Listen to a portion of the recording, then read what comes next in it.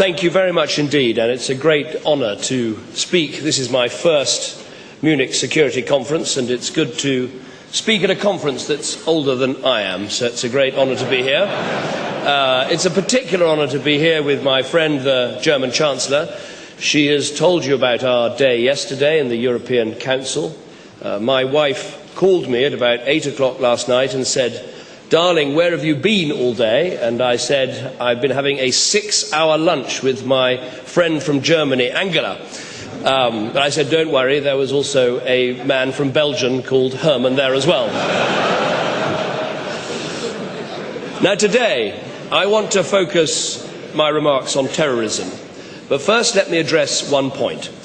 Some have suggested that by holding a strategic defence and security review, Britain is somehow retreating from an activist role in the world. And that is the opposite of the truth. Yes, we are dealing with our budget deficit, but we are also making sure our defences are strong. Britain will continue to meet the NATO 2% target for defence spending. We will still have the fourth largest military defence budget in the world. And at the same time, we are putting that money to better use, focusing on conflict prevention and building a much more flexible army. That is not retreat, it is hard-headed. Every decision we take has three aims in mind. First, to continue to support the NATO mission in Afghanistan. Second, to reinforce our actual military capability. As Chancellor Merkel's government is showing right here in Germany, what matters is not bureaucracy, which frankly Europe needs a lot less of, but the political will to build military capability that we need as nations and allies that we can deliver in the field. And third, we want to make sure that Britain is protected from the new and various threats that we face. That is why we're investing in a national cyber security programme that I know William Hague talked about yesterday, and we are sharpening our readiness to act on counter-proliferation. But the biggest threat that we face comes from terrorist attacks, some of which are sadly carried out by our own citizens. It is important to stress that terrorism is not linked exclusively to any one religion or ethnic group.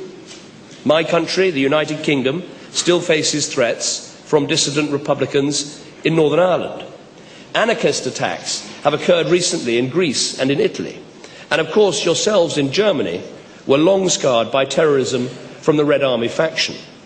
Nevertheless, we should acknowledge that this threat comes, in Europe, overwhelmingly from young men who follow a completely perverse, warped interpretation of Islam and who are prepared to blow themselves up and kill their fellow citizens. Last week at Davos, I rang the alarm bell for the urgent need for Europe to recover its economic dynamism.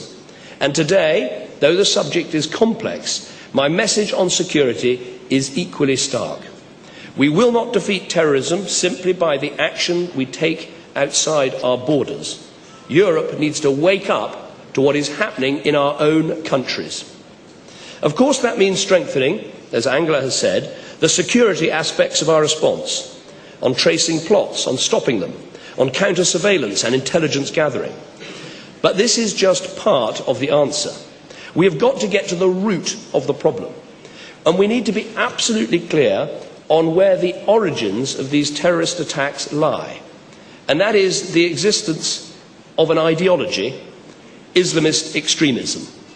And we should be equally clear what we mean by this term, and we must distinguish it from Islam. Islam is a religion observed peacefully and devoutly by over 1 billion people. Islamist extremism is a political ideology supported by a minority. At the furthest end are those who back terrorism to promote their ultimate goal, an entire Islamist realm governed by an interpretation of Sharia.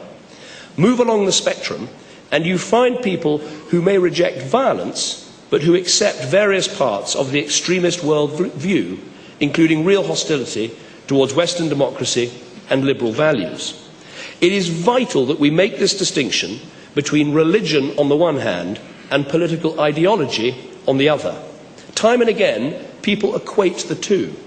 They think whether someone is an extremist is dependent on how much they observe their religion. So they talk about moderate Muslims as if all devout Muslims must be extremists. This is profoundly wrong. Someone can be a devout Muslim and not be an extremist. We need to be clear. Islamist extremism and Islam are not the same thing. This highlights, I think, a significant problem when discussing the terrorist threat that we face. There is so much muddled thinking about this whole issue. On the one hand, those on the hard right ignore this distinction between Islam and Islamist extremism and just say that Islam and the West are irreconcilable, that there is a clash of civilizations. So it follows we should cut ourselves off from this religion, whether that's through forced repatriation favoured by some fascists or the banning of new mosques, as is suggested in some parts of Europe. These people fuel Islamophobia, and I completely reject their argument. If they want an example of how Western values and Islam can be entirely compatible, they should look at what's happened in the past few weeks on the streets of Tunis and Cairo. Hundreds of thousands of people demanding the universal right to free elections and democracy. Because the point is this, the ideology of extremism is the problem. Islam, emphatically, is not. Picking a fight with the latter will do nothing to help us confront the former. On the other hand, there are those on the soft left who also ignore this distinction. They lump all Muslims together, compiling a list of grievances, and argue that if only governments addressed these grievances, the terrorism would stop. So they point to poverty that so many Muslims live in and say, get rid of this injustice and the terrorism will end. But this ignores the fact that many of those found guilty of terrorist offences in the UK and elsewhere have been graduates and often middle class. They point to grievances about Western foreign policy and say, stop riding roughshod over Muslim countries and the terrorism will end. But there are many people, Muslim and non-Muslim alike, who are angry about Western foreign policy but who don't resort to acts of terrorism. They also point to the profusion of unelected leaders across the Middle East and say, stop propping these people up and you will stop creating the conditions for extremism to flourish. But this raises the question, if it's the lack of democracy that is the problem, why are there so many extremists in free and open societies? Now, I'm not saying that these issues of poverty and grievance about foreign policy are not important. Yes, of course we must tackle them. Of course we must tackle poverty. Yes, we must resolve the sources of tension, not least in Palestine. And yes, we should be on the side of openness and political reform in the Middle East. On Egypt, our position should be clear. We want to see the transition to a more broadly based government with the proper building blocks of a free and democratic society. I simply don't accept that there is somehow a dead-end choice between a security state on the one hand and an Islamist one on the other. But let us not fool ourselves. These are just contributory factors. Even if we sorted out all of the problems that I've mentioned, there would still be this terrorism. And I believe the root lies in the existence of this extremist ideology. And I would argue an important reason so many young Muslims are drawn to it comes down to a question of identity. What I'm about to say is drawn from the British experience, but I believe there are general lessons for us all. In the UK, some young men find it hard to identify with the traditional Islam practiced at home by their parents, whose customs can seem staid when transplanted to modern Western countries. But these young men also find it hard to identify with Britain too, because we've allowed the weakening of our collective identity.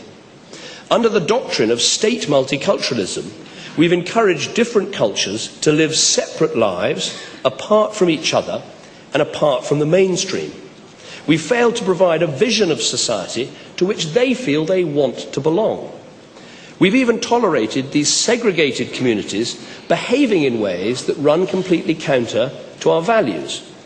So when a white person holds objectionable views, racist views for instance, we rightly condemn them.